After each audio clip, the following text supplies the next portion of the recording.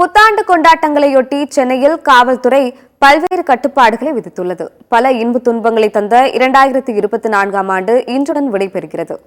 2025ஆம் ஆண்டை உற்சாகமாக வரவேற்க உலக நாடுகள் தயாராகி வருகின்றன.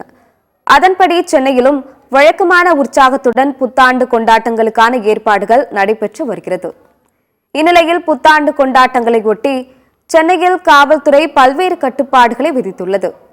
அதன்படி சென்னையில் மெரினா உள்ளிட்ட பகுதிகளில் மக்கள் கடலில் இறங்க இன்று மாலை முதல் தடை விதிக்கப்பட்டுள்ளது. பைக் ரேஸ் மற்றும் இருசக்கர வாகனங்களில் சாகசத்தில் ஈடுபட்டால் கடும் நடவடிக்கை எடுக்கப்படும் என காவல்துறை தெரிவித்துள்ளது. மேலும் குடித்துவிட்டு வாகனம் ஓட்டினால் வழக்கு பதிவு செய்யப்படும் என சென்னை பெருநகர காவல்துறை எச்சரித்துள்ளது.